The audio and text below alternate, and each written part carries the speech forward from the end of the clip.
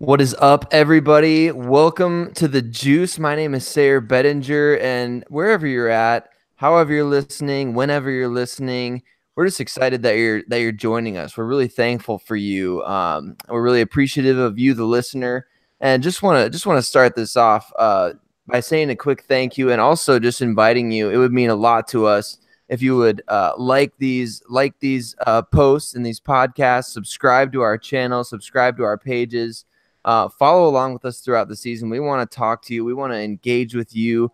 We want to just enjoy another football season together. And with me, as always, today, Brandon Keckler. Yes, yes, yes. NFL season is underway, ladies and gentlemen. Who's excited? I'm excited. I'm excited. We just got done watching the Philadelphia Eagles, the reigning Super Bowl champions, which I can't wait to not say that anymore, against the Atlanta Falcons. And it was kind of a rough game throughout, but it turned out to be a nice finish. And with us here to discuss not only a little bit about that, but about the Denver Broncos upcoming season, some crazy depth chart stuff, some interesting roster changes, specifically at the quarterback position. You know, that's always a topic of focus. We've got good friend Aric Manthey here on the show today. Aric, thanks for joining us, man. Absolutely. Thanks for having me, guys. Appreciate you having me on the podcast. Yeah, it's gonna be a lot of fun, man. And we got to give the listeners, like you called it, the Reader's Digest version. I love it. Give the listeners just the Reader's Digest version of who you are, how your Broncos fandom began, and just a little bit about how you and I kind of connected. Sure. Well, yeah. So short version is my name's Aric Manthey, like you just said. Born and raised South Dakota boy. Been a Broncos fan. Gosh, it's funny. It's one of those things that I don't really remember a real moment when I became a Broncos fan, but I remember it was shortly before we won the first Super Bowl. So I don't know if you can call me a bandwagon fan, but I just remember it was around that era when I got into the team, and how old were you? Loved them have ever since. Say it again. I'm sorry. How old were you when it happened? Oh gosh, I was like 6 or 7. Okay, I was 10, and that was my game too. Okay, I don't call it a bandwagon moment. I just call it that moment where I'm a young person, like almost a young man, and that was the moment where I decided this is going to be my football team.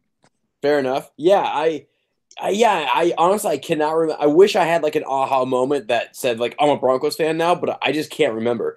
I just remember like being surrounded by Vikings and Packers fans, and then one day I had a Terrell Davis jersey, and I was like, "Yep, this is my team," and it's been that way ever since. So hey, that works, man. That works. TD's the man for life. TD's the man, and he retweeted me last week. And that was awesome. That's he so retweeted awesome. me, took a picture of my dog in his jersey, and said, "Congratulations to my dog. You've made the 53." And Terrell Davis loved it and retweeted it. That's beautiful. Okay, so I got to ask you guys, like, Sayre, I know you've been on Orange and Blue 760, that radio station, and Brandon, you just said that about TD retweeting your tweet. Like, have you guys? Has that happened to you guys on other occasions with Broncos players? Or like, how does it feel for you guys when like you randomly tweet something out, or you like talk about a player, and then all of a sudden like they actually reply back to you? Like, what's your instant reaction when that happens? I love it. I do a little shimmy shake. Yeah. Yes.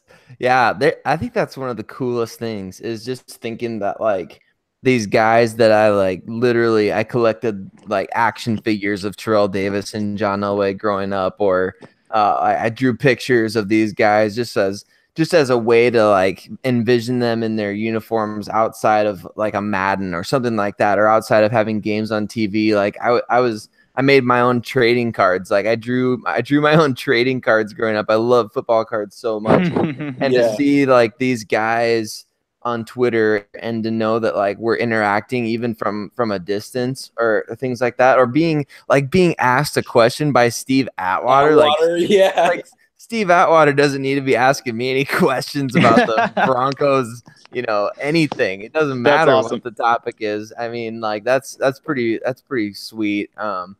But yeah, it's just I think it's just one of the most fun things about the age that we live in today is that you can do that. You can tag those guys and they can choose to see it and they can choose to respond. Like I've had a couple interactions with Carlos Henderson this offseason, which has been interesting. But the ever elusive Carlos Henderson. Ever elusive. Yeah, hopefully he's more elusive on the field now than he is off of it. But hope so. Yeah. That to me is one of the coolest things about just being a sports fan in this generation is like you don't have to be just a complete jerk in order to get these guys to respond to you. I was gonna say you're one clever tweet or one bad take away from a celebrity reaching out to you. Yeah. Yep. Yeah. Well, that happened to me in my one case. Like the most recent case I had with a Broncos player is when the Raiders lost that playoff game 2 years ago. I sent out a funny tweet with a GIF to, I think, Brandon Marshall. Like a bunch of people were replying to him because he said something about the Raiders like losing. Yeah. So I sent that tweet to him, and before I knew it, I checked it and had like couple hundred retweets and like 400 likes. I was like, what in the world's going on? And that's awesome. Someone in the group chat, and they're like, oh yeah, because he retweeted it. That's why. I was like, that's amazing. I didn't think he'd ever watch it or like see it. That's great. That's so cool. Yeah. Your tweets catch so fire. we had an episode earlier this week, and for our listeners out there, where we covered the depth chart, or we started to cover the depth chart, some of the jersey changes. And we had some technical difficulties and weren't able to finish that. So what's one of the things we're going to be covering on the Juice tonight is we're going to cover some of those things, the depth chart, some of the cool player number changes, which we're really excited about, and maybe even get to my hot take. I like it. Supposed to talk about. But we'll reserve that one at the end. But so Sayre, what are you thinking right now as far as what are some of the craziest depth chart talking points? I think obviously the number one thing that everybody wants to focus on is the running back position. But I think I'm pretty sure it was clear to everybody when we were watching these games unfold that, and I tweeted this out too. I was like, the way the running back pecking order looks to me right now is number one. It looks like Royce Freeman, 1A. It looks like Phillip Lindsay. I can't remember if I had those two switched around or not.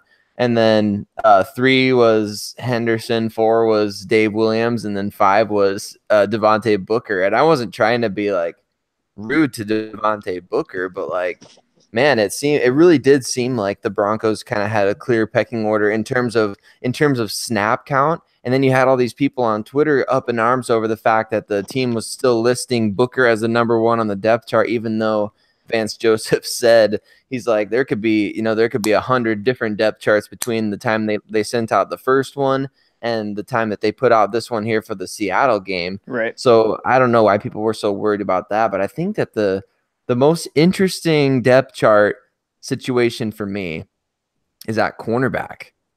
Because all offseason kind of hoped, or at least thought, that there might be a chance that Isaac Yiadom could really seize that number 3 spot, and to see him move down 3 spots on the pecking order. Technically, he went from 3 down to 5, so 3, 4, 5.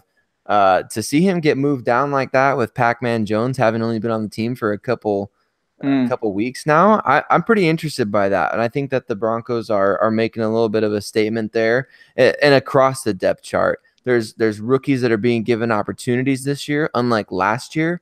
But I think that they're still not willing to compromise at clear areas of weakness. So I don't know. That's kind of my thoughts on it. Just a quick overview of what the depth chart looks like right now. But otherwise, not a ton of real surprises, I would say. Aric, do you have any thoughts on that? Yeah, I mean, as far as like the cornerbacks go, it's so funny. I can't remember the last time we've had a rookie get this much playing time, play poorly, and yet people still love him, like Yiadom. You know what I mean?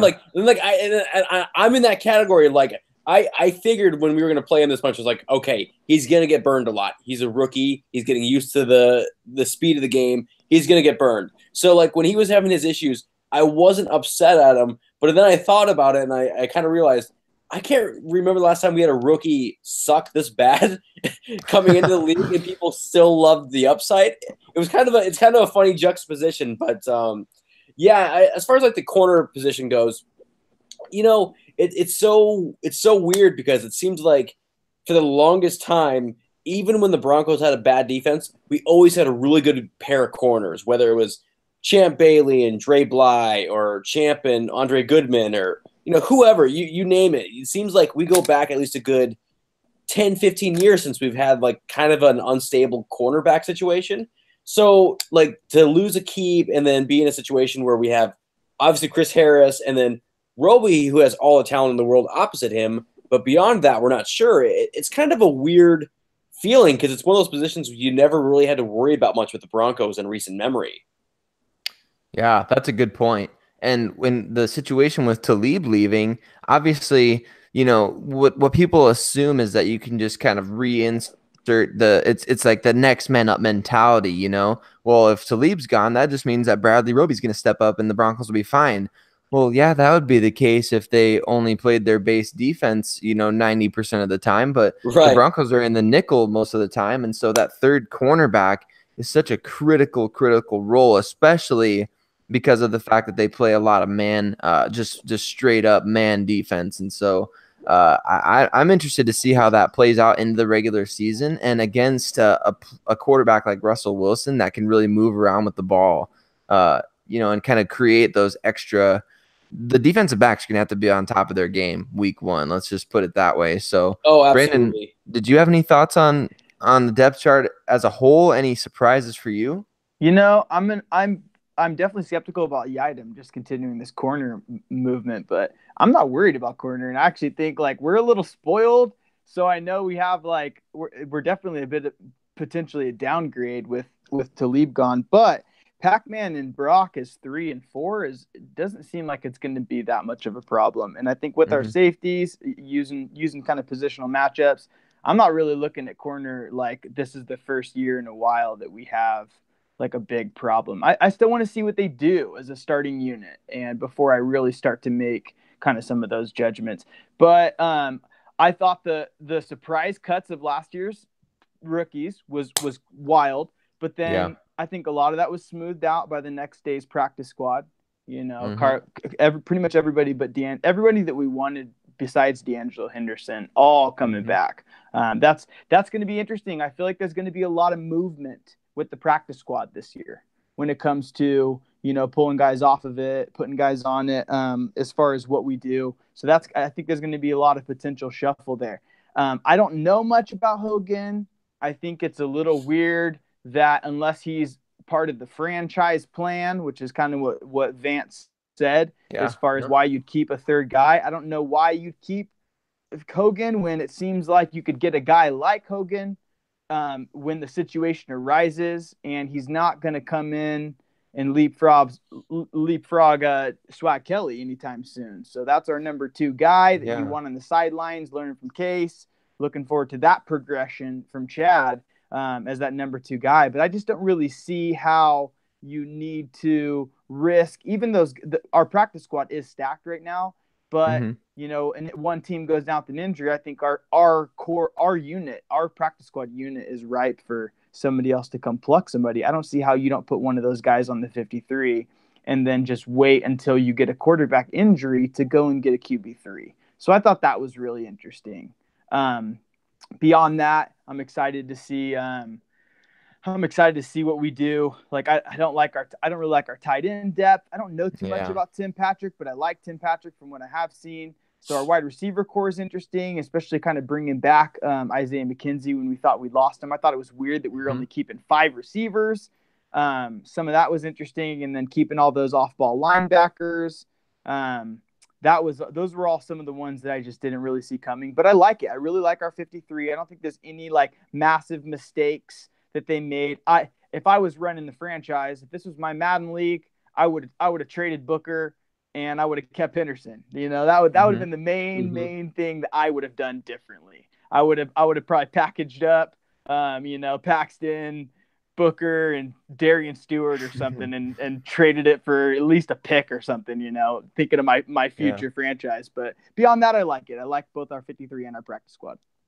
Yeah, and you mentioned a little bit too on Kevin Hogan, and kind of, I think this is a great spot because I know that Aric really liked Kevin Hogan coming out of the 2016 NFL draft. Teach me, Aric. Yeah, Aric, tell us a little bit about why you like Kevin Hogan, or why you liked him coming out of college, and maybe why you think he can be part of the Broncos' future. Yeah, so my thing with Hogan is I just remember watching him at Stanford and just being impressed by his composure in the huddle and being able to really run that offense, because as we know, Stanford for many years now has run a very strict pro-style system that, required their quarterback to, call everything at the line of scrimmage, call the audibles, like protections, all of that. And just from a mental standpoint, he really seemed light years ahead of his peers and how he could handle the game, especially in such a competitive conference like the Pac-12. So to see a guy run that sort of offense and be in that sort of program and be productive over that many years in that conference really spoke volumes to me, which I know a lot of people would counter to say like, oh, well, yeah, that's what most Alabama quarterbacks do. Well, I would argue that Hogan had not only a better command of an offense, but he was a little bit more dynamic as a passer than your typical Alabama quarterback, which, again, probably isn't saying a lot because most Alabama quarterbacks, it was run the ball, play defense with the Crimson Tide. So it's not like they've had prolific passers down in Alabama. But I don't know. There's just something about Hogan's game that impressed me. It was the combination of having the great intelligence for the game, really good intangibles as a leader, but yet he still played with a bit of a grit and an attitude to him. Like, he's a fairly mobile quarterback, and I kind of like how he's just, he's going to do everything he can to beat you mentally, but if the play breaks down, he has no problem running into that defender and like trying to knock them over for the first down. He kind of has that. He has that weird sort of clashing playing style where it's very smart, but then when stuff hits the fan, he will go kick your butt, kind of a thing. I like it. So, I like it. I like those kind of players, so that's good.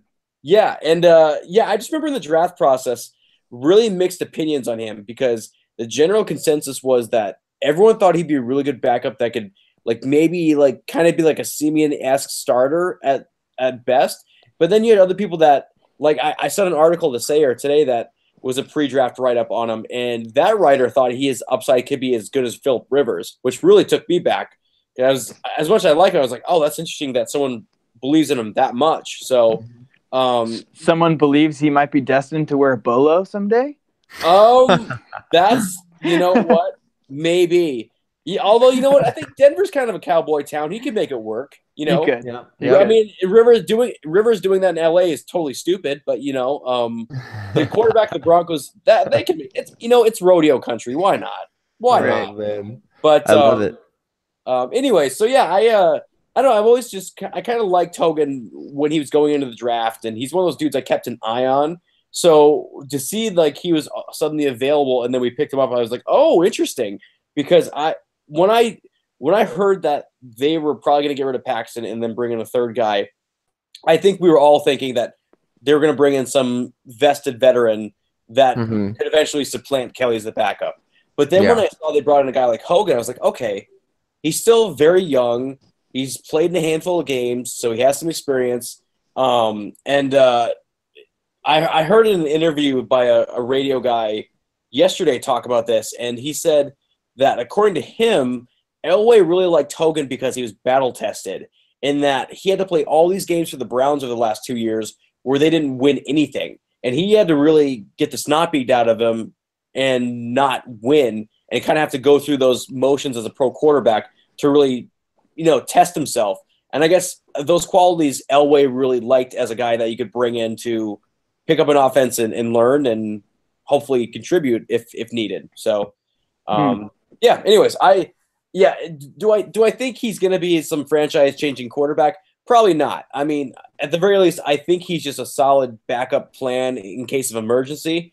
But he's that middle ground of he's got enough upside and youth to where you could maybe turn him into something. But at the same time, if you need a roster spot, you can always cut him and put him on a practice squad. So I don't really see how you lose either way. That's good. Yeah, I don't think as a side note with Kevin Hogan here, I don't think I've ever seen a 25-year-old guy who looks older than Kevin Hogan. Yeah, dude looks like he could be 35 or pushing late 30s here. I mean, I'm not saying he looks old. He's got he's just got the perfect facial hair, like the perfect 5 o'clock shadow. He's kind of got just that distinguished look about him, like.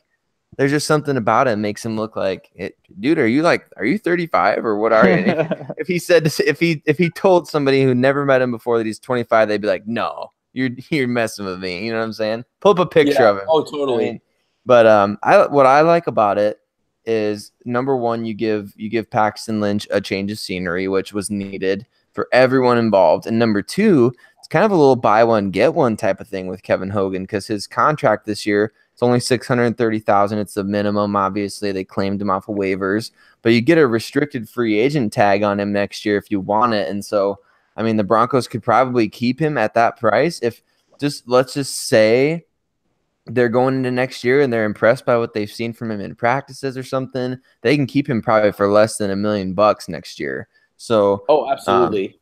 Ain't my money. So, spend it on him. Go for it. But I think it also too gives you that flexibility. Like if there's a point in the season where an injury occurs at another position and you don't want to cut somebody else on the roster that's helping you on game days, I think Hogan is the type of guy that, you could get him. Obviously, the Broncos were the only team to put a waiver claim in. You could maybe get him through waivers, get him back on the practice squad, kind of bring him up and down throughout the year. I mean, that could be a possibility there. Absolutely. So I don't mind the move. Initially I was kind of just like, you know what? Why are we doing this? But I get it. I understand it. I mean, a 4-year starter at Stanford, that's a pretty big deal for anybody. And you talk about NFL readiness. I mean, he was a 5th-round pick that got cut from the team that drafted him. He went on to start some games in either his rookie or his second year with Cleveland. And so he's a guy who can definitely pick things up quickly. I think Vance Joseph has been really adamant about that in his just a couple of times that he's talked about him, about how smart he is. And so I don't mind that. I think that's a good deal. I'm glad to see Isaiah McKenzie back as well. Brandon, you and I talked about that a few weeks ago. It may have even been a few months ago at this point, just about bringing McKenzie back into the fold, or even letting him go. Were either of you guys, I'll start with you, Brandon, were either of you surprised that all of these Broncos 2017 draft picks, all 4 of them that they cut, were you surprised that none of them were picked up on waivers? I am definitely surprised by that. Surprised they're cut. That's tough, because I think it did send a powerful message that it's like, look, we're either going to draft guys or we're going to let these undrafted guys take your spots if they're outperforming you even in a year. That we're not going to stick to these draft picks that are underperforming. But I think some of these guys still, just a year in, are raw and are very talented. And I'm surprised that they made it back to our practice squad for sure. Yeah, definitely. Aric, what are your thoughts on that? Yeah, the one big surprise I had amongst those cuts was just the fact that no one claimed D'Angelo Henderson. I figured with his, college tape and like what he put on film so far in the NFL, I figured someone was going to take a chance on him, because the kid just has a nose for the end zone. Like, what was his record in college? Didn't he have like an insane streak of games where he scored at least 1 touchdown? Oh, that's right. Yeah. I think it was like 20-some games or something like that. Yeah, maybe very consistent. Yeah. Yep. Yeah, so the kid was so productive in college, and then even in the pros when he got his opportunities, like, he made the most of it. So I was really surprised no one gave him a shot on their 53, because it really sounds like, more than anything, he signed with the Jets almost out of spite for the Broncos, because from his perspective, it didn't really sound like he was. Yeah. I don't know. He seemed like he didn't really get the love he was hoping for in Denver, which really disappoints me. Yeah, it makes me sad. Yeah, that's true. I think that there's a lot more clear avenues to the 53 than in Denver. And I think that it was a good move for him to go and to join another practice squad, to where, all he has to do is go show up for them for a couple weeks. They see that he's better than their 3rd or 4th guy, and then he's got a clear path to the top. You come here, we've already fallen in love with 2 rookies. So that's, and let alone Booker and D Williams that we, also have, and D Williams being young and cheap, and then Booker being somebody that I've already seemed kind of committed to. I think that there's just such a more clear avenue on a team like the Jets, where he's only got to pass Bilal Powell and Isaiah Crowell, or even just jump into a mix with them. So, or and then maybe there's some other teams around the league that are looking and eyeing at him, that as soon as one of their 4 guys goes down on 32 teams, that I bet he's probably in the top 10 of practice squad running backs around the league that people are going to be targeting and eyeing. So I wouldn't be surprised if he is on the 53 this year. Fair enough. Yeah, I could definitely see that being the case, where he gets an opportunity, makes it 53 at some point in the year, and then really shines somewhere. That wouldn't surprise me at all. Right. Yeah. Yep. Just so you guys know this too, the highest weekly contract the Broncos signed for any practice squad players it was 2 guys. Jeff Holland got 11,000 per week, and Brendan Langley got 10,000 per week. Wow. And I saw a tweet yesterday, I want to say, or earlier this morning, which would be, if whenever you're listening to this, which would have been Thursday morning, so it would have been yesterday actually. This is just a weird thing going on in my mind right now. D'Angelo Henderson, $30,000 per week from the New York Jets. Wow. 30,000. So triple the amount of any of the top paid practice squad players in Denver. So obviously I'm sure the Broncos, offered him something close to that, 10 plus thousand per week. But then the New York Jets come calling, here's $30,000 per week. Here's a really clear-cut path to the 53-man roster, like you mentioned, right, Brandon. I think that even and like you said, we've got 2 rookies that we like. So what happens if Booker gets injured? Then D'Angelo comes up, and we've still got our 1-2, and he's kind of third in the pecking order. Well, I think if Bilal Powell gets injured in New York, who does he have to overtake on that depth chart? I mean, he could get 1 carry in a game and go for 12 yards, and they'd be like, oh yeah, he's clearly our best back, Right. So I think it is a good situation for him. I would personally love to have the embarrassment of riches. However, I thought it was really cool that we kept just those 5 running backs all offseason. I mean, you'll see a lot of teams go with 6 or 7 guys, more likely leaning towards the 7 on the heavier side, and just having that overabundance of competition at the running back spot. But the Broncos were really selective in the guys that they brought in. And I think that's part of why I was disappointed to see D'Angelo go, is because it seemed like all the guys that they brought in had a really good chance to actually make the team. So that was definitely, when I saw that D'Angelo was cut, that was the one, even over Jeff Holland. I was pretty adamant. I had to eat a little crow on my Twitter page. I was pretty adamant that he wasn't getting cut. I would put money on it that in 4 years we're looking back at this and wishing that we cut or traded Booker and kept D'Angelo Henderson. I bet in 3-4 years, let's say 3 years. I bet in 3 years D'Angelo Henderson's doing more in this league than Booker is. Well, we have this now in a time capsule. We have this recorded. No, delete it. No. We'll see if you can predict the future. Yes. I like it. We have done it before on this podcast. We nailed Lindsay at 30 about 3 months ago. Yeah. Oh wow. Yeah. All right. Yeah. We well, selfishly, me, I'm an Iowa Hawkeyes fan, but we predicted Josie Jewell. Brandon asked me before day 2 of the draft, he's like, what do you want to come away with? And I'm just like, I don't care. Just give me Josie Jewell. It was our first pick of day 3 or whatever. Yep.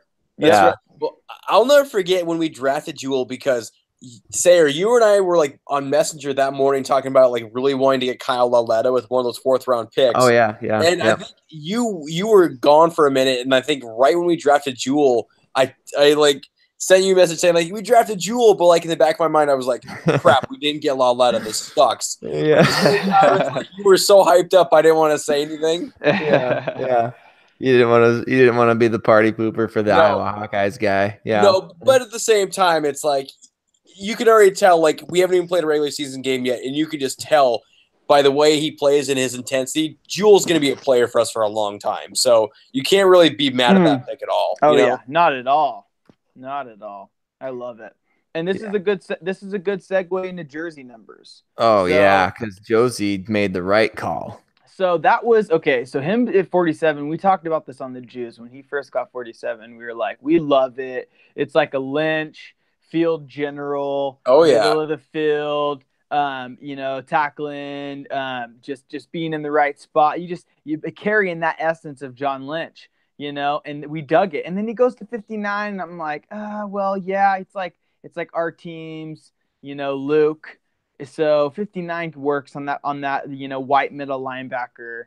But then hearing that he went back to 47, I would not have thought that would have happened at all, but I love it. I like 47 on him way more than 59. He must have heard that from people. Oh, I'm sure. It's so funny because you're so used to seeing linebackers with like the 50s basically. And then like once in a great while, you'll see them wear the 40s. And if it's like the right number and they rock it right, it's like, man, you just can't replace that. You got to stick with that number. Right. It's even kind of how I've gotten used to Miles Jack at 44 when I thought that was so weird initially. Like, why 44? Oh, it's so cool. And now I love it. Yeah. I love it. So distinct. Yep. When they start making plays. Yep. As I was just going to say, when you start making plays with those numbers, that's when you can kind of throw out I don't know. I mean, I kind of take me some getting used to. Like, honestly, if Philip Lindsay had kept number 2, like that would have taken me some getting used to, even though in college the position players are allowed to wear single digit numbers. Like, I really feel like that, like just seeing the number 2 on a running back in the NFL in Denver's uniform, like, I don't know. It has that association of like, hey, this guy's bound for your practice squad. Yeah, right. But I mean, Jewell made 43. Yeah, like he's going to be 43 in Iowa Hawkeyes black and gold forever. And I mean, he just rocked it. Like he made 43 a legendary number. That's not easy to do. And so I think with 47, and I love this combination. How about this? You got another rookie linebacker in Alexander Johnson who went back to his college number at 45. Just think about if our 2 linebackers of the future are 47 and 45 and the kind of the new age, like it's almost like the NFL linebackers version of when NFL wide receivers really switched to being prominently numbers in the teens. And just kind of that transition and how now most wide receivers, I would say, wear numbers in the teens and 80s are reserved more for tight ends. Yeah. So what if like at this beginning of linebackers shifting into the 40s, you got 48 Barrett, you got 47 Jewell, you got 45 Alexander Johnson. I mean, that's pretty cool. Very cool. And we had talked about we did call the 30 for Lindsay. And we thought it seemed like a kind of an outside chance that was even going to happen. But we liked it, and we were fond of 2 old, unofficially retired Broncos numbers being dusted off, and it was 24 and it was 30. But we were hoping for 24 for Freeman, and we were thinking, well, we don't want 24 in the backfield because that's Champ, that's Champ's legendary number. But we thought, hey, you know what? I'd had a Madden player that I loved that I put at 24, and so I was like, I'd gotten used to it. I'm like, I would like to see Freeman rock 24. But now that everything's said and done, I love Freeman at 28, first of all. Then Lindsay did get 30, and then 24 did get dusted off, but not to Freeman. It went to Pac-Man Jones. Yep. And you know what? I dig it. I like it. I like that he wore 24 for Champ back in the day when he chose 24. So to me, that's special. And people criticized Lindsay wearing 30 early that morning, and they criticized Pac-Man wearing 24. Now, an argument can be made about whether those numbers should be retired. However, if Champ Bailey's okay with Pac-Man Jones wearing 24 and Terrell Davis is okay with Philip Lindsay wearing 30, who the heck are we as fans to say anything other than that and other than approval? Absolutely. That's my opinion on that. Yeah, great take. Well, especially when one of them, let's be honest. We don't have 2 of our 3 Lombardi trophies without the original number 30. So if he gives his blessing to Philip Lindsay to wear the number, you got to go with it. Just let it be. It's like if he can wear it, let it happen. Right. I'm not going to argue with Terrell Davis's words of wisdom. And so Champ didn't lead us necessarily to directly to a Super Bowl. But however, would Chris Harris be Chris Harris without Champ Bailey coaching him and leading him and teaching him? Would the no-fly zone be the no-fly zone without the S? That stage was set by Champ. Great point. And we haven't talked about that ever here on the Juice, and I haven't seen it talked about too much. But the no-fly zone is the no-fly zone because it's captained by Chris Harris, who was trained in his infancy by the legend Champ Bailey. Yeah, great point.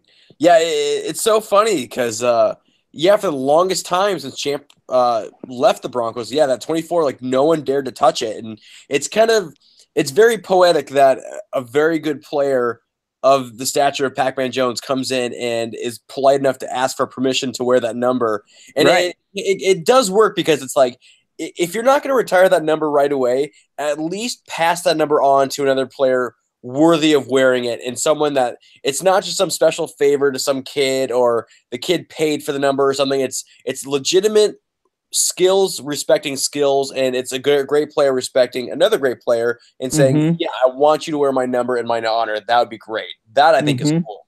Yeah, I love it.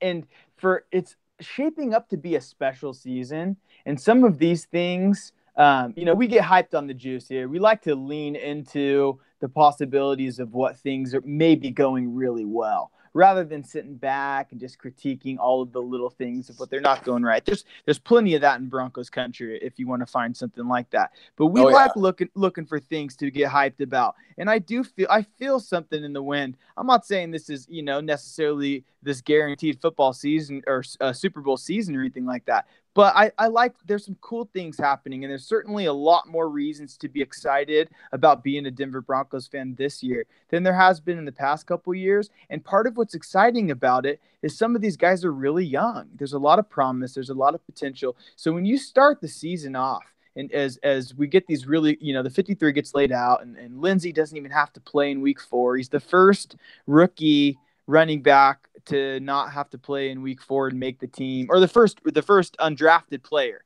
to make the 53 without having to play in week 4 and like a long time, some stat like that. And then just the fact that Philip Lindsay would get 30 and TD sends him off and says he called me and said and I told him he could rock the 30. And then Champ, gave Pac-Man Jones permission to wear 24, which I don't think we're talking enough about how awesome it is that we have Pac-Man Jones this season, because we were worried about the secondary. There was a lot more cause for concern about the secondary. And that's kind of a follow-up to what I said earlier, is I'm not as worried about the secondary because Pac-Man's in there. And that veteran presence as a third corner. It's not like we need him to come in and fill in for, Talib. Hopefully Roby can step up and can do something to match that level of production. But I love that we got Pac-Man coming in as the third cornerback.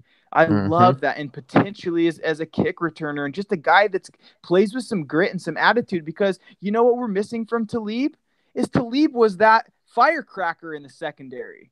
Harris is locked down. Roby is pretty safe, solid guy, especially, kind of in the middle of the field. And we need that person that's going to go out there and rip Crabtree's gold chain off. And maybe that's Pac-Man this year, I want that. I want that fire. And I like that Pac-Man is going to sport Champ Bailey's 24 and fill in for that third slot and give us some attitude. Yeah, I do too. I think it's going to be man, it's going to be an interesting moment to see him trot out onto the field wearing 24, since we haven't seen that since Super Bowl 48. And how ironic that the first time that number is going to be back on the field is against the Seattle Seahawks. Yeah. Oh. I mean, does anything in the NFL ever happen without some kind of crazy crap like that going on behind the scenes?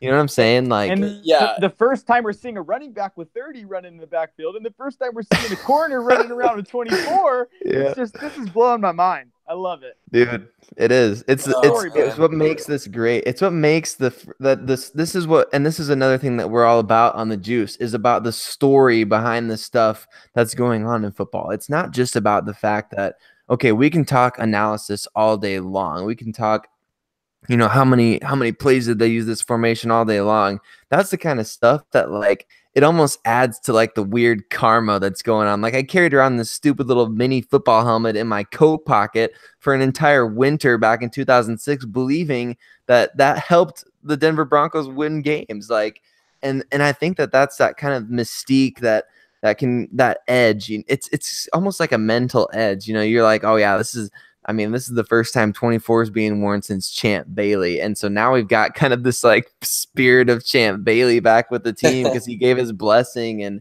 I think it's fun, man. I love it. I love it. Yep. I Awesome. absolutely love it. Yeah, Absolutely love it. And how cool was it too? Just speaking, I mean, Peyton Manning is obviously really still connected with the Denver Broncos. How cool was it that Frank Tripucka before he passed gave his blessing to Manning to be able to wear number 18, and just the timing of how all that worked out, just an incredible thing. A retired number coming out of the rafters for another legend, and dude, just that kind of stuff is just so cool to me. I love, I don't know, more than any like insignificant detail in football, like I love the stories behind why players wear their jersey numbers that they do. I love it too. Yeah.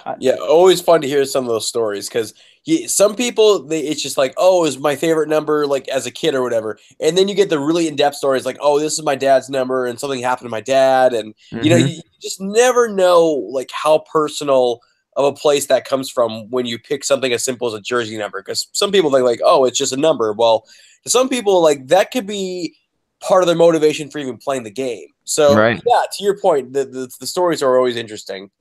Yeah. Oh, yeah. Yeah. And I think we're going to see – I think a lot of Seahawks players are going to be seeing a lot of back of the number 28. I think they're going to be looking at Freeman. What are your thoughts on that? Because we did not talk about Freeman at 28. That wasn't even on our radar for him to be 28. So what are your thoughts on that, sir? I don't know. It's not my favorite. It's not my favorite. I would have loved 24 on him. I think my favorite number for him would have obviously been his college number 21, but I think Cravens is going to rock that when he gets back. I think he's going to be really good for Denver when he's healthy. I don't know, 28. If he wins Rookie of the Year or comes close to it in 28, yeah. I think that we're starting next season off and we're absolutely loving it. And I think he's made us forget about Monty Ball and the stigmas attached to 28 that we've had in recent years. And I think we love it. I think it really, when we see him dominating in 28, I think it's just going to sink in. We're going to get used to it. We're going to get acclimated to it, and we're going to love it. Yeah, I think that's probably that's definitely what's going to happen because I'll get over that kind of stuff pretty quickly. And if players play well, obviously that really helps to kind of erase those stigmas. Like you said, I mean, the last guy that wore 28 at running back, I'm pretty sure was Ball. I'm looking at it right now. I'm trying to look it up right as we were talking. Yeah, no, it was Jamal Charles last year. He had 28. Oh, right. Oh, so not a good trend. Yeah. So here's the in the 2000s, here's the players that wore 28. We got CJ Smith, who was a cornerback who was with the team just this offseason. Jamal Charles last year. 2016, Ryan Murphy, the guy wasn't he the guy that got kicked out of the Super Bowl? Oh yeah, because he and his brother got into some extracurricular activities. Yeah. Before him, it was Monte Ball. Before him, Quentin Carter, the backup safety. That's right. I remember Quentin wearing it. Yep. Corell Buckhalter had some big touchdowns in the Tebow year. Buckhalter, I forgot. Wow. Michael Pittman. I mean, these are the guys that have worn 28. Jeff Choate, Kenoy Kennedy. That dates us back to 2000. So Kenoy Kennedy wore that. Remember Kenoy Kennedy, the safety? He was pretty good for a while. 5 years with the Denver Broncos, and so that's, I mean, there's nobody really who's like etched their name in team history, it doesn't look like, as far as, I mean, at least in the last 20, 30 years. So I think that number is kind of open for Freeman to really ignite his legacy in Denver. 28. He's got to be the 28. So I'm excited to see that. I'm really excited for that. Absolutely, and I do. I think he's gonna make it into something here in Denver. And I've always been a huge, obviously most of us are huge AP fan, So to have like our Bronco AP, there's been a lot of quotes about Freeman. Just real quick on the Freeman note, there's been some cool Freeman statements from Sutton and from some other guys just about him punishing people, him running and having a nose for contact and looking to inflict pain, I think was the quote. Inflict pain and punish people. And I was just like, oh man, it was making my hair stand up. I was getting so excited for just a guy that's just gonna go run with violence and just destroy. I mean, especially we're talking opening up week 1. Is there a team on our schedule this year that I just want to punish more than the Seattle Seahawks? I don't think so. No. What's happened the last 2 times the Broncos and Seahawks have played? I mean, it was lost. Yeah, it was a major disappointment in the Super Bowl, followed by and this is just my opinion. You guys can disagree with me if you want. To me, worse than losing by way of blowout is by way of walk-off overtime touchdown, as your team has just come back to get themselves into the game. I don't know. That to me just feels way worse. To be in the game, to be so close to winning, and then to just have the carpet ripped out from underneath your feet. I don't know. That was what that 2014 game in Seattle with Marshawn Lynch's walk-off touchdown run and Denver having that brand new defense, and they kind of shut down the Seattle offense, and Peyton Manning made that comeback late in the fourth quarter. They tied the game, and it just felt like the tide had shifted in Denver's favor, and then Seattle got a couple big plays in overtime. They needed to make up to us what they embarrassed us in the Super Bowl, and that was the disappointment of that game. Is like, you owe me. Yeah. You owe me from the humiliation of Super Bowl 48, and they did not repay us back with a victory. And that was the sting to me. Is like, I needed my vengeance to at least put some ailment on my wound. And it only seemed to pour more salt in it. Yeah. So, Aric, how important do you think this week 1 game against Seattle is, as far as just setting the tone for the season? Maybe even go into what this means for Vance Joseph and his career as the head coach of the Broncos. I think it's very important because, you're starting the year off at home, which the Broncos tend to be starting at home. I can't remember the last time we started on the road, to be honest with you, but like probably the Tebow year, I think. But anyways.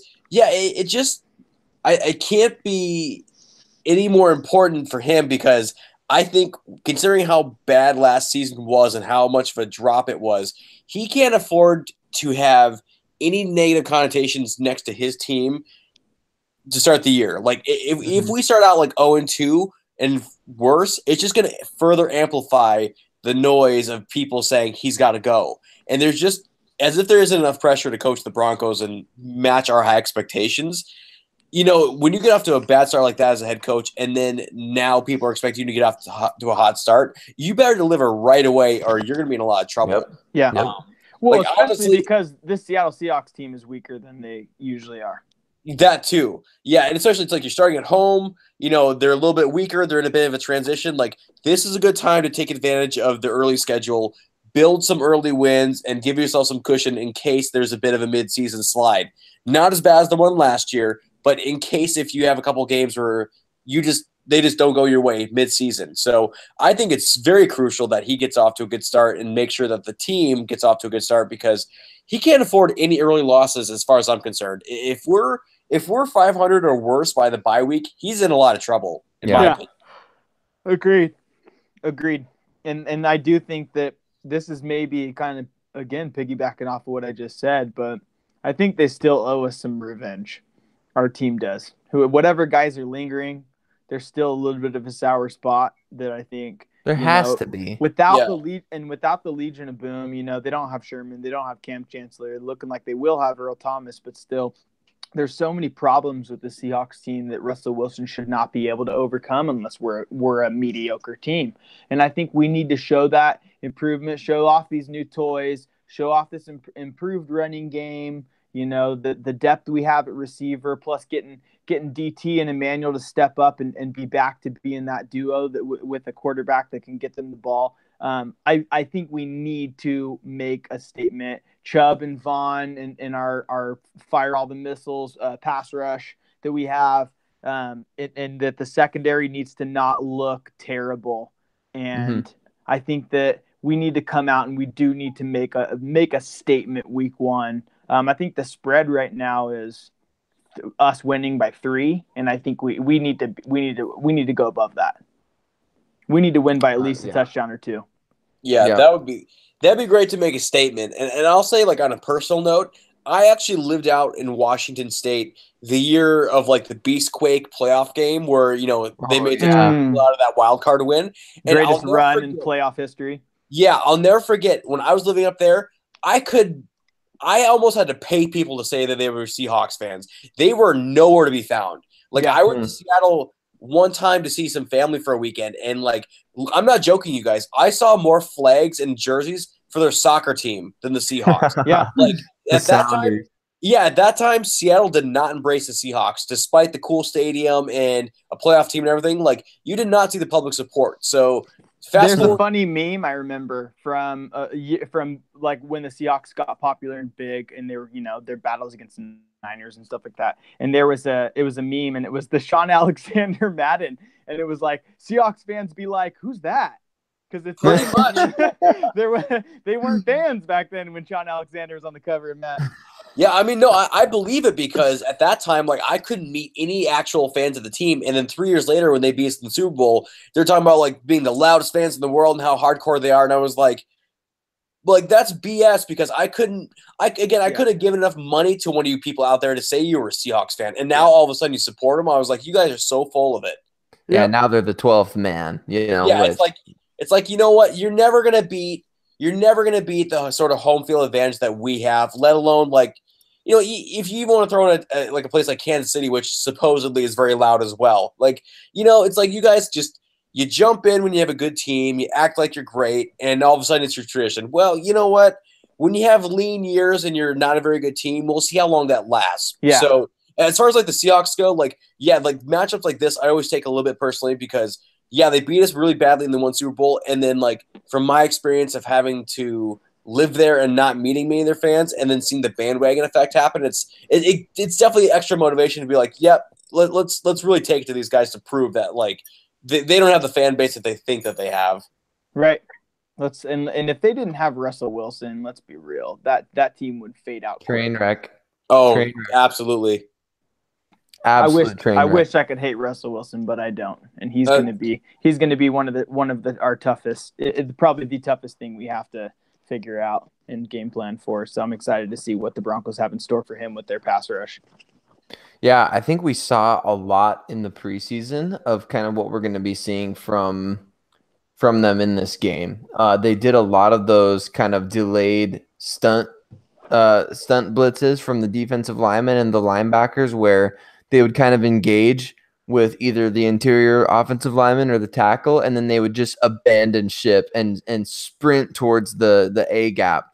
And those were really nice. Those were really well designed, because it's kind of a 1 Mississippi, 2 Mississippi. All right, get after him, because you get those interior linemen that the Broncos have who are just they just have guy upon guy that can go on the inside and rush the passer. So those guys oftentimes are maybe even occupying double teams. And then you get like Von Miller. If you put Von Miller on a tackle, I mean, he's going to win. But if you put Von Miller on a tackle and then have him abandon that assignment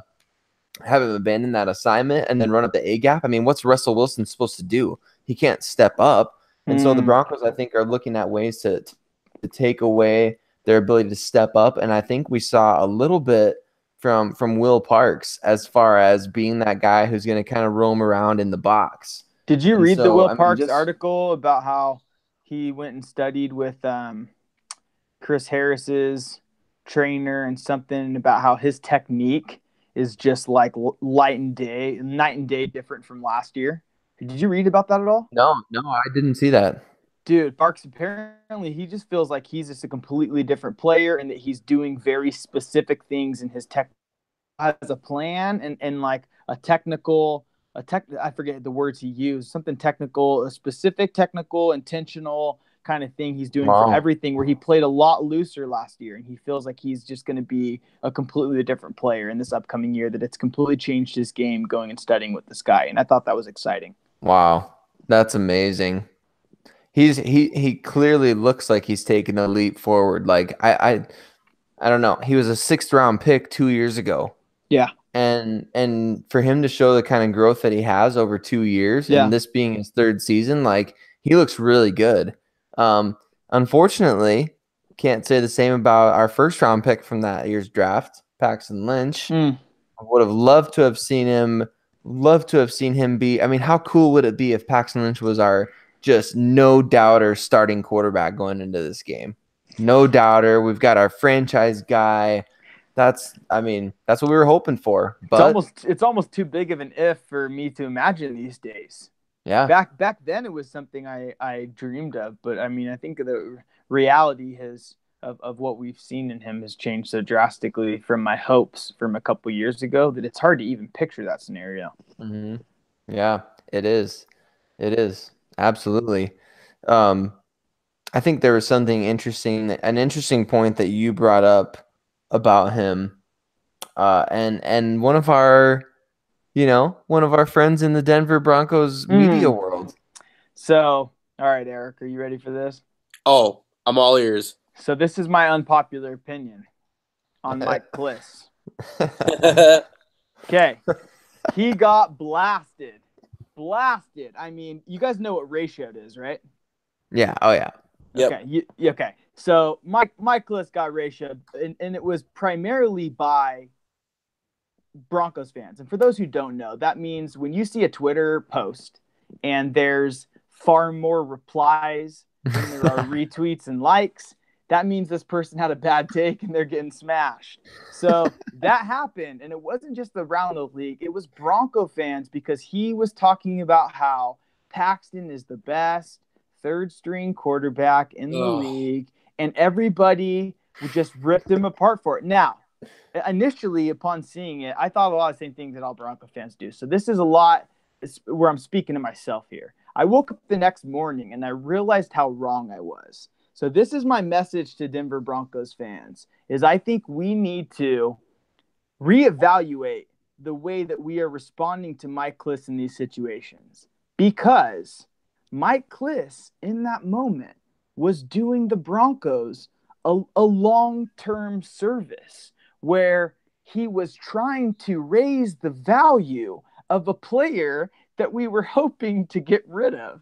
I mean, look at what ended up happening. We did get rid of him, but we didn't get picks for him because maybe this is the reason, maybe not. Broncos fans called his bluff and blew him up on social media. This is a guy that was trying to run PR for us to get us to get the league to evaluate a player that we knew wasn't a great guy and we're trying to dish out as soon as possible. And rather than us like viewing that and seeing that as something that was going to help us raise Paxton's value, we just lit him up. But the Broncos need somebody like that. And our franchise and our fan base needs somebody that can go and run a little bit of PR and can try to prop up Paxton. And other people around the league, they should be blowing him up. But Broncos fans, what good was it going to come of us just like lighting Kliss's tweet up and exposing the reality of that? Why didn't we help him sell the con and get rid of Paxton for a pick or something? We could have had more, but instead we blasted him. And so I think in the future, if we're seeing that Mike Kliss is blowing smoke up our you-know-what's, trying to, and really not just us, but to run that for the league and to get the league to see him as something more than he is. We need to not be the ones that are like, Kliss, we all know that's not true. And especially as ratioed as he got. We need to pump the brakes on that a little bit. I gotta disagree with you on that, because personally, when in situations like that, when they come up, it's as easy as just turning on the film and seeing what kind of player he is. Because I think at that point, the Broncos were going to do what they could to shop him and trade him. But unfortunately, I don't think it's good came from lighting him up, though. What good came from lighting him up?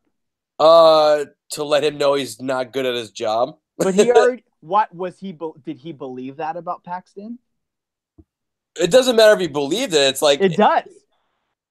It was a poorly worded tweet. It's like Kliss has this thing where he tries to be clever and put out these tweets that are kind of funny, and he thinks are going to catch fire in a good way, but yet they backfire because people realize, one, he's not really the most how do I say it, pronounced tweeter. Articulate. Not very punctual, yeah. And he just, I'm sorry, but he just kind of comes off as a dope as a reporter. And I think that's what, but to your point, I think the Broncos love using a guy like that because they know he's going to toe the company line. And that was as much a tweet from the Broncos as it was a tweet from Mike Kliss. Well, exactly. And that's what they want because they know they can tell him whatever they want. And he's right. going to be there and repeat it. He's not going to do the dirty work and research. Our PR guy and blowing him up. That's what I'm saying. He's less a reporter because his job's supposed to be a reporter, not a PR guy.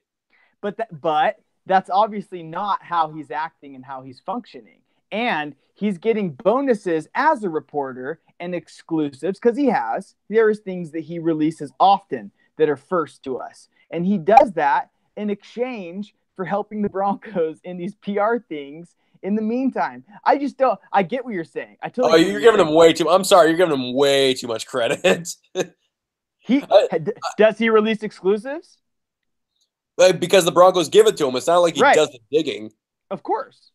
No, because again, they know they can give him. He's like Ron Burgundy. They could put whatever in the teleprompter, and they know he's going to read it.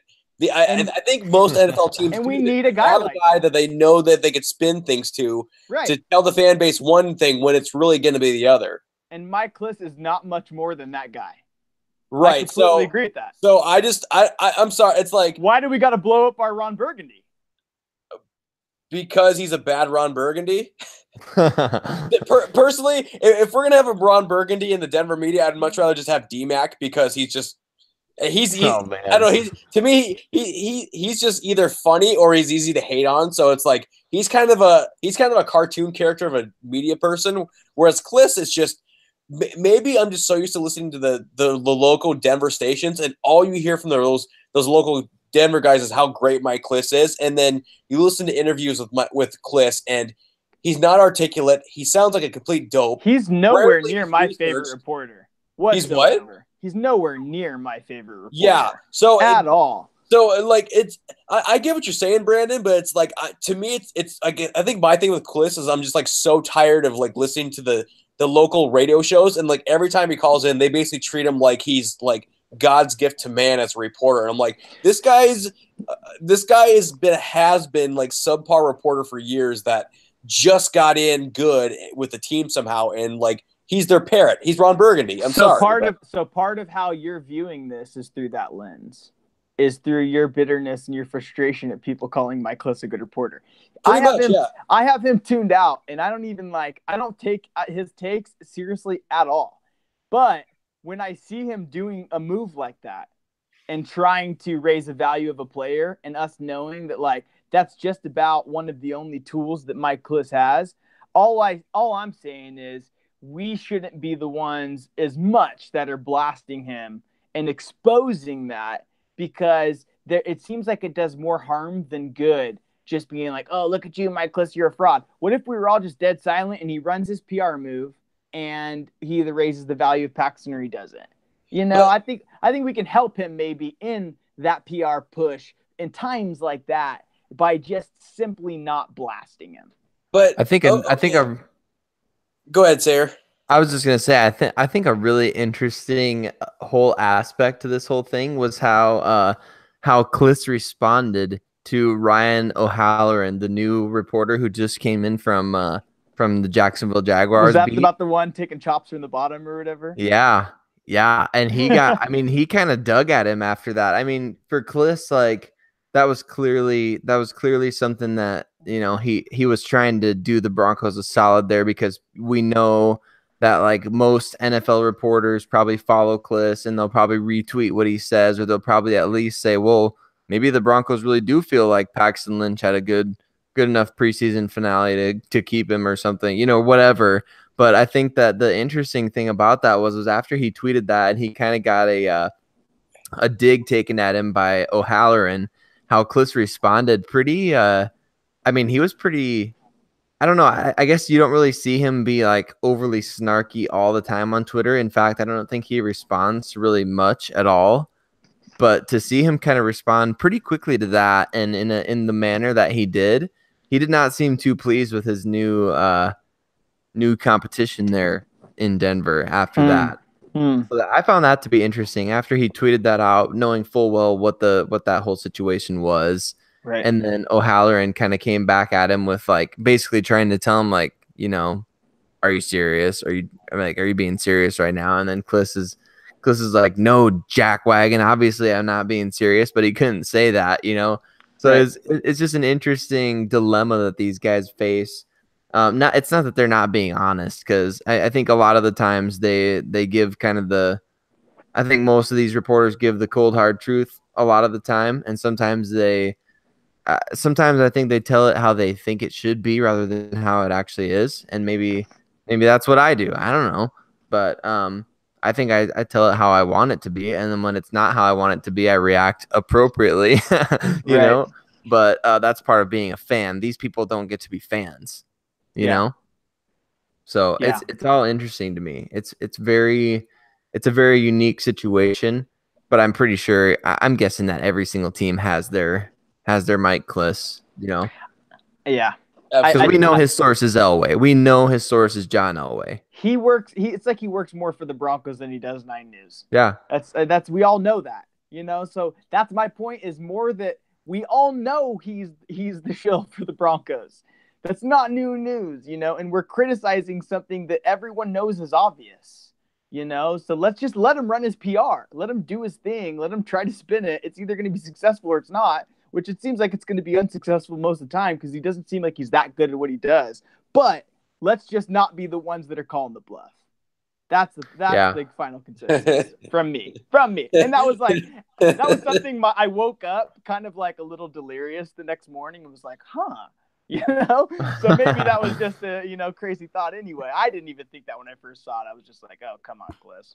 But, food for thought. Unpopular take. Yeah, I think with things like that, like I really have stopped responding to a lot of those things on Twitter. Like if I see somebody tweets, it's kind of like when I see tweets about Colin Kaepernick. Like I'm just out. I have no energy for it. I have no energy for that kind of what kind of debate that will stir up. Yeah, and even if it's such a hotbed. It's such a hotbed. Yeah, exactly. Because even if you have the best opinion in the world on that situation, there's going to be 1,000 people. Yeah. So it's the same way with if people would have responded to Kliss like, oh yeah, he played a really good game and he's a former first-round pick, and I could see him being one of the better third quarterbacks in the league. If people would have said that and just been like genuinely hopeful that Paxton, maybe that was a sign of things to come. Maybe that fourth preseason game against fourth string players was a sign of things to come. Even if somebody truly believed that, they couldn't express that on Twitter. There's no point in doing that because you are just going to get dragged through the mud. And so, but I thought that was a fun topic because I knew coming into this, I know Aric's thoughts very well on Mike Kliss, and I knew Brandon, I knew your kind of line of thinking there. So I was interested to see how you guys would the collision of how that would go, but I thought that was pretty fun. I'm so not a proponent of Mike Kliss. That's what makes that easier to even hear what Aric said and to not like be upset about it, because like I'm so not like trying to say that Mike Kliss is great. It's just I get you. I get what you're coming from. Yeah. Well, that was a fun part of a fun way to finish the preseason. Just the whole quarterback drama, and now it's going to be exciting to move on to Case Keenum. I'm interested to get your guys' thoughts on the Broncos 2018 season as a whole. I mean, we don't have to go game by game on the schedule or anything like that. Just give me your general gut feeling right now. What do the Broncos got to do to make the playoffs? What do you think they're gonna do? Aric, I'll start with you on that. What's just kind of your gut feeling right now about this Broncos team? The gut feeling is, I think overall the roster has plenty of good talent, and they definitely have playoff potential. But I feel like we're just a year away from being any sort of serious contender. And for the first time in a long time, I don't want to say I want to be content with my expectations of the Broncos, but at the same time, if this is a season where we go 9-7 and we get in as a wild card and that's it, I'm content with that. Not just because of how we finished last year and what an improvement it would be, but also I'm just kind of forecasting like how the rest of the league looks right now. And I'm kind of sensing a trend of the NFC being a powerhouse conference for the next year or two. And I don't know if it really matters who wins the AFC, because I think whoever wins the NFC is going to be such the heavy favorite in the Super Bowl for the next year or two that in a way it almost gives the Broncos time to really rebuild and become a contender, to the point that when they are ready to really be a Super Bowl team again, hopefully it's a little bit more even kill between the conferences and we could be the favorite going into that next Super Bowl. You know what I mean? Mm-hmm. Yeah. So I kind of look at the definitely. season as like, if we could make the good improve, like the main, or make good strides and get to 9 wins and get in the playoffs, I'm happy with that. Would I like more? Absolutely. But realistically speaking, if we can make those strides and get in the playoffs again and build towards the future, I'd be very happy with that. Yeah, solid fair point. I am not a realistic thinker, so I'm gonna go 11-5, and I think I'm looking at what everyone's projecting and saying for us, and it just makes me want to puke. Just the amount of disrespect from the moves that we've made to improve this team, most especially being that our biggest problem was not having a quarterback in these past years, and it seems like we've improved everywhere besides Talib.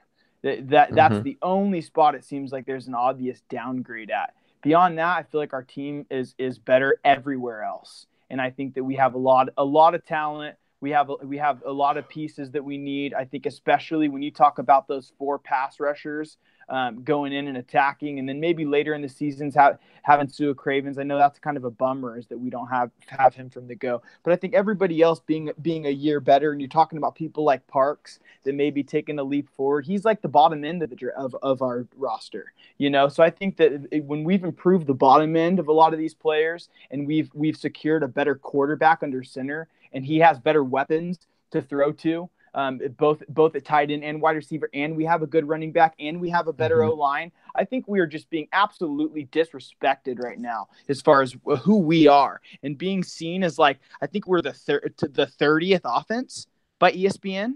Oh, ranked wow. 30. That's terrible. So I'm looking at it. I think I'm a lot in alignment with Aric. I think the one difference is we have a very easy schedule this year. And I think the AFC West is in a bit of a transition. I think this is going to be a low point for the Raiders. I think that we've talked about this before. The Chiefs are in a rebuild. They're in denial of a rebuild. I think that they're going to, especially their defense. It's like, if you have fantasy football players playing against the Chiefs this year, freaking stack them all in, because the Chiefs are going to be terrible on defense. And the Chargers, we'll see what we have in them. But I think that being that we were the 4th ranked team, I think we have an easy schedule this year. We'll say we do go 9-7, say we do go 10-6. I think we've got a much tougher, we're in a much better place next year, but we also have a tougher schedule next year. So I do think we're about a year away from being a serious contender, where we come into the offseason next year as just one of those teams that's the dark horse to win the Super Bowl, where no one's talking about us doing that right now. I think we can go into the playoffs. I think we can make the playoffs and make a statement, because I don't really see, like you said, we're making it at 9-7 at wild card, but so that's just assuming that the Chargers win it. I think we go in, and I think we match up really well against the Chargers. I think we're gonna sweep the AFC West this year. So I think combined with, if we can just play some consistent football, and Case can not do like what he did in the preseason and not turn the ball over, and we can run with those backs that we have. When you're talking about the threat of Lindsey catching, and you're talking about Freeman coming in, picking up right where he left off, being a freaking workhorse. And you've got Sutton and Hamilton and Sanders and DT and Jake Butt and Hireman. Man, I am so excited about our potential on offense. And 30th is just despicable. And that's what the league looks at us and sees right now. And then they think that they simply look at our team and go, oh, well, they were terrible last year and they lost to leave, so let's downgrade them. It seems like it's that vanilla. It seems like that's their thought process at gauging us. And that is just, if you're paying attention, we may not be this guaranteed team this year, but there is so much reason on paper and so far even just on film of some of the things that we've shown. I think that this first game we come out, we beat the Seahawks, and everyone goes, whoa, were we wrong about the Broncos this year? That's the conversation next week. Yep, I think so too. I really do. I think that I'm like you in that I'm not really a realistic thinker until I have to be. Like when the Broncos lose a game, trust me, the truth comes out. I mean, the truth comes out when the Broncos lose a game. I was listening to Aric talk, and I'm like, yeah, that all sounds logical, but I'm gonna go illogical. Yeah. Well, think about this, guys. Think about this for 1 second. Okay, the Broncos were 9-7 in 2016. They were a bounce of the ball away from being 10-6 and being in the playoffs that year against Kansas City at home. And then last year, they're 5-11. Their 2 games, they lost by 3 points. Two of their 11 games, they lost by 3 points. So you're 2 bounces of the ball away from being 7-9 last year on one of the worst teams that I've ever seen as a Broncos fan. And they had a 3rd game that they lost by 7 points.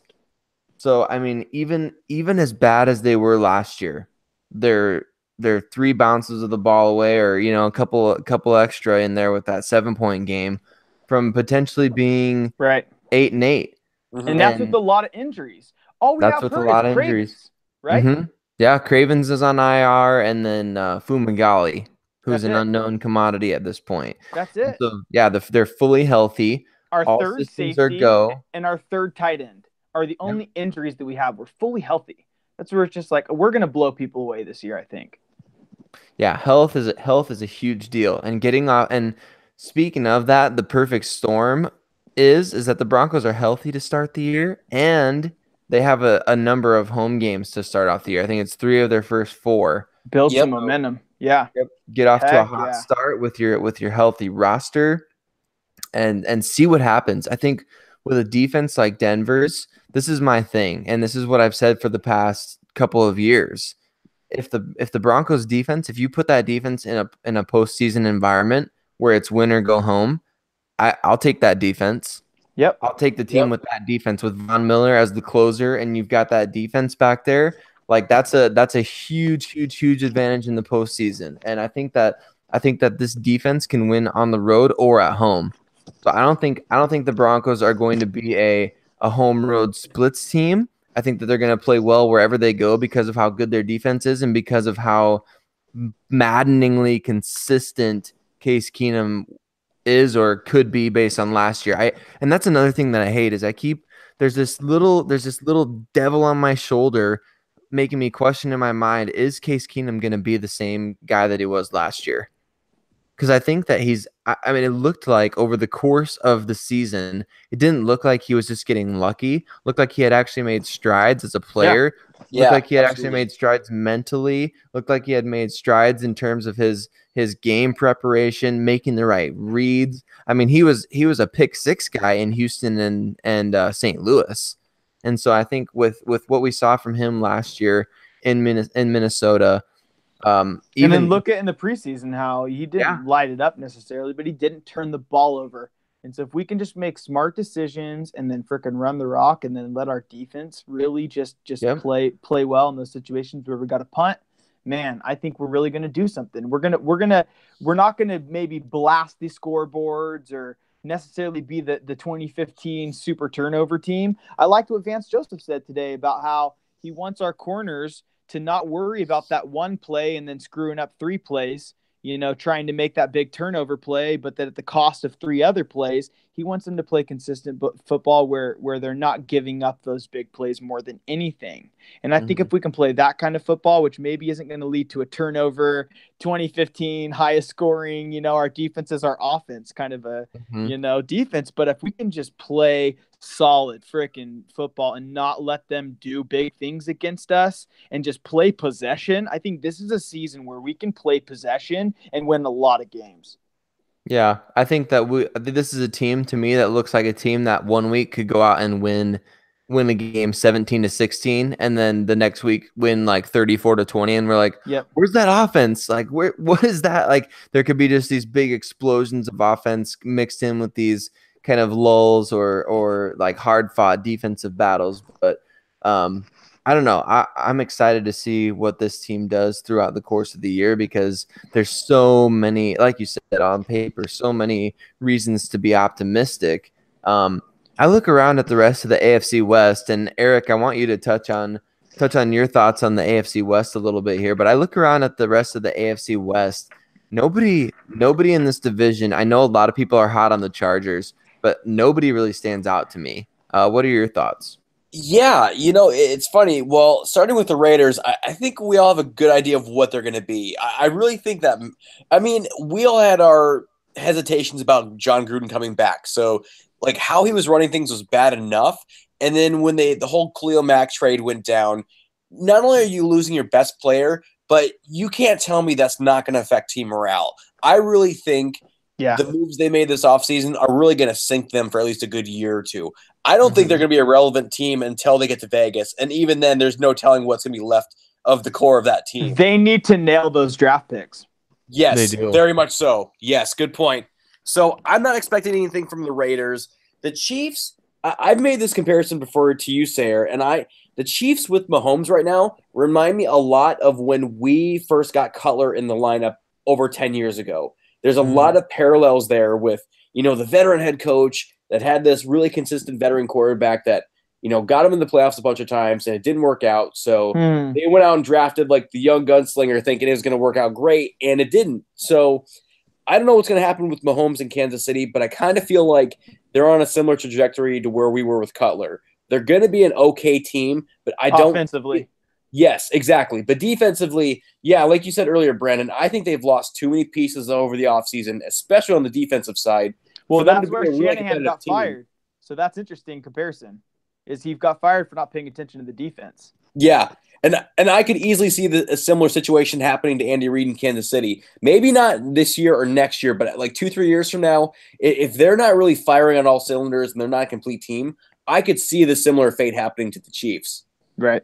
And as far as we go, yeah, I really think it's going to come down to us and the Chargers. And really, to us, it's about, I think, just staying consistent and not playing outside of ourselves or doing anything too crazy, because the Chargers, as we know, have a really, well, for them, bad habit, but for us, it's great. They have a really bad habit of getting off to awful starts every season, and then they have to rally at the end of the year.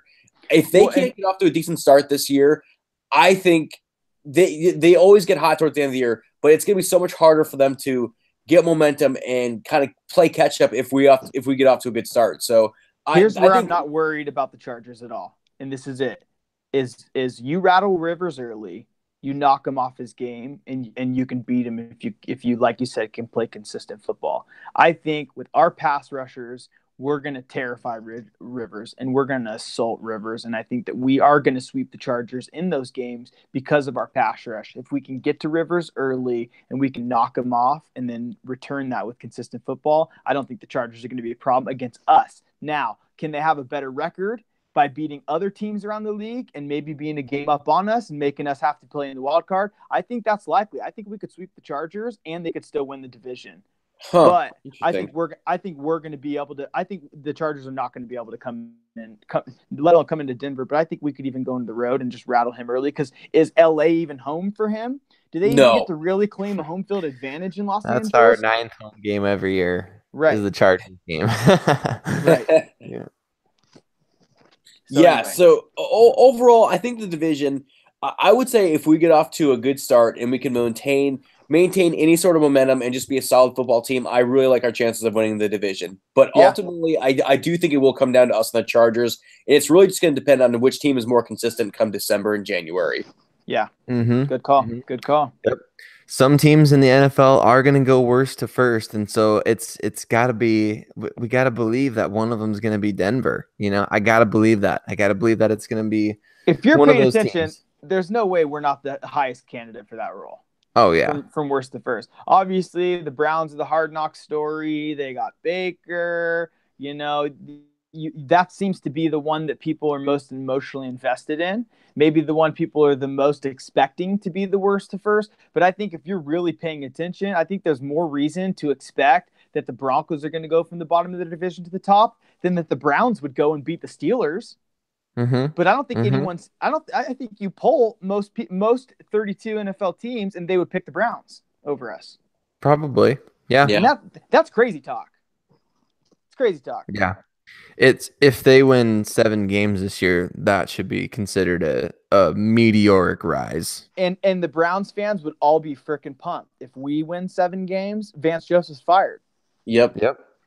Absolutely. I was just gonna bring that up. I think that's a good topic for us to close on. What has to happen in order for Vance Joseph to keep his job in Denver? Winning season. How short is that leash though? Does he even get the opportunity? What if we're 1-4? There's a winning season is still on the table. 12-4 is technically still on the table. If we're 1-4, God forbid, So what's the leash on VJ? I think winning season absolutely is the minimum, but what's the leash? How far is John Elway going to let this go? You promote Bill Musgrave if he goes 1-4, kind of like you said, and you have Bill Musgrave be interim coach to finish the year out. Yeah. What do you think? That could Eric? be. Boy, I would say, yeah. I guess I'll answer your question with a question, Sayre. Like, if you say like after, is it 6 games, 7 games? Like, where are we putting like the threshold here as to how bad the record has to be after so many games? Because if he gets off to like 1-4, I would say he's in a lot of trouble. To be to the point where I would say I'd be surprised if he made it to the bye week if we get off to that bad of a start. But gosh, that's so tough. Yeah, I would probably say if we're 1-4 and we're not looking like a good team, he's probably gone. Yeah. Right at that point. Yeah, if I'm John Elway, here's my thing. I'm salvaging I'm salvaging being able to have a winning season, whatever it takes. And so if that means we start off 1-4 and a winning season is still on the table, but you got to give yourself a little bit of a cushion. 1-4 might be it, to be honest with you. Because if I'm Elway, I'm trying to make the playoffs. Like we can't miss the playoffs. It's got to be driving John Elway crazy, sitting there in January watching other teams play, because he knows. I read this article on Sports Illustrated, really really interesting article about John Elway and just kind of his process. I haven't read that yet. It's a good one. It is a good one. But there was a line in there that said, I can't remember who said it. I think it was Mark Schlereth maybe. But they said, like, if John knows, he said that was his words. John knows that if he were 30 years younger, he could go out there and do what needs to be done for the Denver Broncos or something like that. He could go make the right reads. Right. He could go do what they needed to do to win games. And so it's got to just be driving him crazy. Yeah. And if the Broncos are losing games with the roster that they have and the schedule that they have, 3 out of your first 4 games are at home. If you start off the season 1-4, I feel like that's a cause for him to say, all right, you know what? It's just not working out. Yeah. Yeah, fair enough. And in that case, okay, if we end the season and fire Vance Joseph, are we not the hottest team that a young coach would want to come out with, the young weapons and the young pieces that we have with the Vaughn Chubb combo, with Deshaun and potentially Carlos Henderson maybe being able to be what we wanted him, and then of course Cortland Sutton, and then whether you want to two young tight ends, Freeman and Lindsey, you've got the perfect pieces that, like, if I was taking over like a Madden franchise, like I would love that situation, because it seems like they're a few right moves away from being able to be serious contenders for a while. Yeah. So Yeah, that's it is a where I great think situation. you can't afford to fire Vance and know that you're going to find somebody better than him if we have to. Yeah. Unless he proves he's the guy that can take us to the playoffs in year 2 and can win a game in the playoffs. I think that this is the ideal spot for the best head coach that would be available in the offseason, would want to be with us more than anyone else. Yeah. Yeah. We tried this early on in our podcast, Brandon, and I think for this specific episode we should bring it back. What we'll start with I don't know, whichever you guys decide who wants to go first here. Let's pick what's going to be the headline at the end of the season. Let's pick it right now. Oh, Oh, wow. What's the newspaper headline at the end of the Broncos season? What does it read? oh boy. Brandon, you go ahead and take that one first. Dang, the headline at the end of the season. Royce Freeman, Rookie of the Year. I like that you didn't include any wins and losses or anything about division champs or Super Bowl champs. As soon as I arrived on that, I was like, "Ooh, this is a smooth exit out of this question." Yeah. Yes, I love it. While still being a good risky answer, I think we've got I think the Vegas odds are I think Freeman's 4th. Okay, that's pretty good. I think it's Barkley, Darnold, Baker, and then Freeman. Considering he was the 6th back taken, that's pretty good.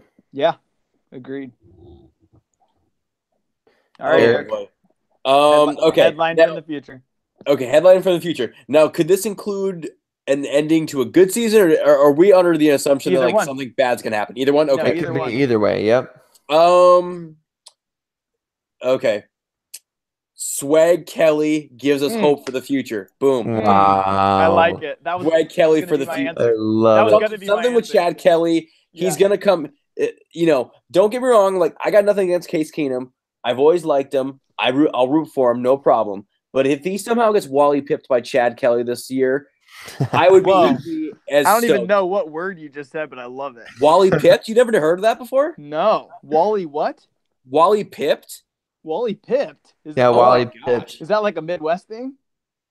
It's like when it's when like somebody like so Keenum wouldn't be losing his job by merit, but by like injury, sort of like oh gosh, I just totally blanked on the situation. It would be like the Kaepernick and Alex Smith type of deal. Okay, got it. Yeah. Okay, it's I'm looking. It's Wally Pipp was the Yankees' first baseman who took a day off in 1925. Yes. There you go. Yes. Yeah. And Lou Gehrig replaced him, so that was how Lou Gehrig got it. Yeah. All right. Brandon, that became famous in football terms because do you remember NFL Films did a documentary on Bill Belichick like during the 2009 season, and in one of those episodes there's like footage of Julian Edelman as a rookie returning punts instead of Wes Welker, and Belichick went up to Welker at the time and says, "Hey, you ever heard of Wally Pipp?" And Welker said, "No, who is that?" And then Belichick went on to explain who that was. And it's so funny. It's so creepy as foreshadowing because sure enough, within a year or two of Belichick saying that, he let Welker go, and Edelman was like the new Welker. So, wow. Yeah. Wow. And so I think ever since Belichick said that, and like on that NFL Films thing, like that's become like kind of a common NFL of lingo. That's great. Yeah, Belichick is just straight up evil, isn't he, man? Oh man, he's evil. Like it's so funny. I love him. Yeah, it's like he's so serious as a coach, and he's so cutthroat. But it's like again, like on that same documentary that they did on him, it's like in person, he seems like a pretty normal guy that's somewhat likable. He just has he's so human. Yeah, it's like he has the most. It's like I don't know what kind of front he's trying to put up as a coach, but yeah, it's like the most off-putting, face ever. But yeah, like you get him behind the scenes, and he just seems like a normal guy. It's so weird. I watched the two Bills the other day for the first time with Parcells and Belichick, and that blew my mind. I didn't know any of that. The 30 for 30s, especially like you get this expectation you think about these people. And I'd heard about Parcells and I heard about Belichick separately. I didn't know too much about how their story was completely infused to this day. And hearing them both reflect about it and talk back on the whole situation and seeing Belichick's rise of him being this little pipsqueak who looked like me out there trying to coach as a D coordinator. And the defensive guys were just like, this guy's never played football. They hated that Parcells put him as D coordinator on the Giants. And even thinking about how the Patriots like lost in the Super Bowl twice to the Giants, and that was like one of Belichick's teams that like gave him his start, and that he rose up. That's it. All that history was nuts. But seeing that Belichick was this tiny little guy that no one really took seriously, and how much he had to fight and prove that he was somebody that like it could contend in the NFL despite not being a player, it kind of also helped me explain who he is now. I just thought that was really insightful. I love that documentary. It was great. Yeah. Speaking of, I need to see that. Yeah, it's very good. Speaking of Belichick, fun fact: did you guys know Belichick in his early years as a coach was actually with the Broncos for a year as like a special teams coach? That was in that doc, and I was like, what? Yeah, that was during I think it was during the Orange Crush era. Yeah, like he was like a special teams and linebackers coach, if I remember correctly. And his next job was in Colorado Springs working for Air Force. Oh, crazy. So he transferred from Broncos over to Air Force and joined Parcells over at Air Force. Oh, that's right. Crazy. I didn't know any of that. I was like, this is blowing my mind. Yeah. Wow, that's amazing. And then Sarah, do you know about his whole thing on the Jets and how he was gonna like be the coach of the Jets? And then they made Parcells and Belichick kind of the coach, but they were like only making Belichick the coach until Parcells recovered for health.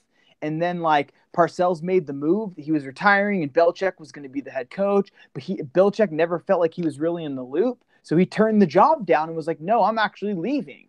I'm bouncing. And like Romeo Crennel and the other coach were like looking at each other like, is this happening? Nobody knew. Belichick didn't even tell anyone he was going to do it. He went up to the press conference of what was supposed to be him accepting the job that Parcells said he was going to take as to be the new coach, and Belichick basically went up and said, no, I'm not. I'm actually going to be leaving the organization. This has been like an awkward situation. Like it blew my mind. I could not imagine being a sports reporter sitting in that room watching that all happen. And then he went and got the job with the Patriots, and the rest is history. Can you imagine if Twitter were around back then? Oh my gosh. That'd be amazing. Or just imagine them communicating better to him, and then the team that we know as the Patriots was actually the New York Jets. You know? Wow. Wow. Alternate That's universes. Crazy. Yeah, the alternate universe, you could really create an alternate timeline there. Mm-hmm. I love that. I love the history of the NFL and the craziness that goes on behind the scenes. It's unmatched in my opinion. All that context makes it so much better. Yeah, it really does. It really does.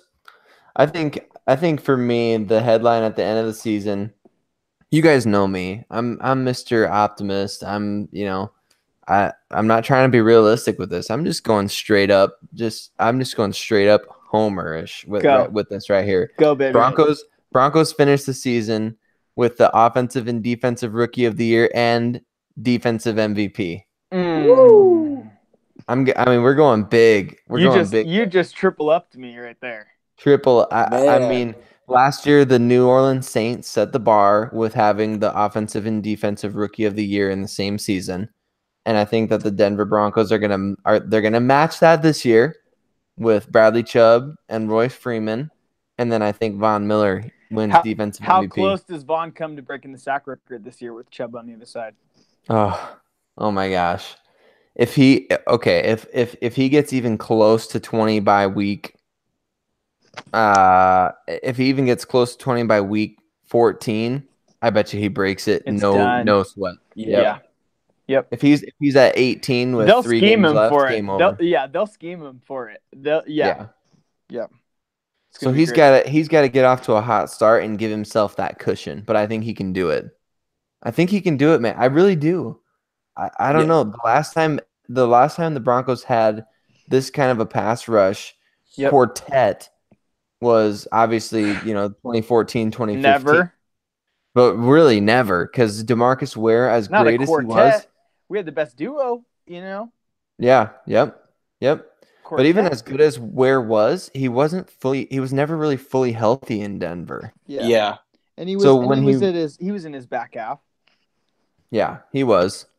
And when he did get fully healthy, though, we saw how unstoppable those guys were. Down that playoff stretch in 2015, when DeMarcus Ware was actually healthy, how good he and Von Miller were when they were on the same page. Oh my goodness! And let's not forget, Not only do we have Chubb and Von Miller, but we got DeMarcus Ware, baby. We do. We do have DeMarcus Ware. At least in the coaching position. And I love it. Yeah. Yep. Oh, I love it, guys. I love this. This is great. This has been a really fun episode. I think initially going into this, I was like, you know what? I'm kind of running on fumes.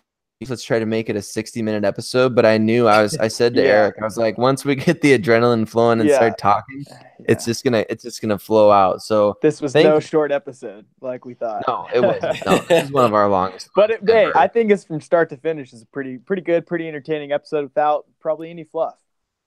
No, awesome. Yeah, it has been. It has been. So yeah, Aric, I mean, thank you, man. Thanks for being on the show and for all your great insights and opinions. And this definitely won't be the last time. I can tell you that. Absolutely. Thank you guys for having me. I appreciate it. Absolutely. And to the listeners out there, we want to know, what's your bold prediction for the Broncos season? What are your standings predictions? What's your headline prediction? Shoot us some of those. You heard our answers. We want to hear your crazy answers. Maybe it's, Broncos go 4-12, whatever it is. We want to hear it. If you're one of the cynical ones out there and you're tired of all this bubbly Brandon Sayre optimism, give us your cynical one to bring us back down to earth. But we want to hear it. We want to hear what your guys' picks and predictions are. And we have how many days away now are we? Are we 3 days away? It's Friday right now, so yeah. Ladies and gentlemen, we're 3 days away from week 1 Broncos football. This is going to be exciting. You listening to this in the morning, which is probably when you're listening to it, you're even closer than we are, which is exciting. I'm already a little bit jealous of you. Thank you for joining us on the Juice. We're going to have a post-game. The plan for the Juice this year, just so everybody knows, we talked a little bit about this in previous episodes. We're going to be doing like a midweek one to get you through some fun midweek stuff, a little bit more, some extracurriculars, whereas we're also going to be hitting a recap and kind of an instant recap or the morning after recap right after the games happen. So those will be just a couple Juice episodes for you during the week, and both of them unique on their own regard. So thank you for joining us for this midweek episode. Thank you, Aric, for coming on and making this podcast even more dynamic with your personality and your own unique dimensions. And we just thank you all for taking this ride with us. Here we are. The Juice is in the regular season. We're going places. The Broncos are going places, whether it's this year or kind of more like Aric's prediction. Maybe it's next year, but we're moving somewhere. We're going someplace. There's a lot of reasons to be hyped and excited about being a Denver Broncos fan. So thank you. We will see you after the Seattle Seahawks victory. Thanks for joining us on the Juice. As always, this is Brandon Keckler, Sayre Bedinger, guest Aric, and this has been an awesome time. As always, God bless and go Broncos.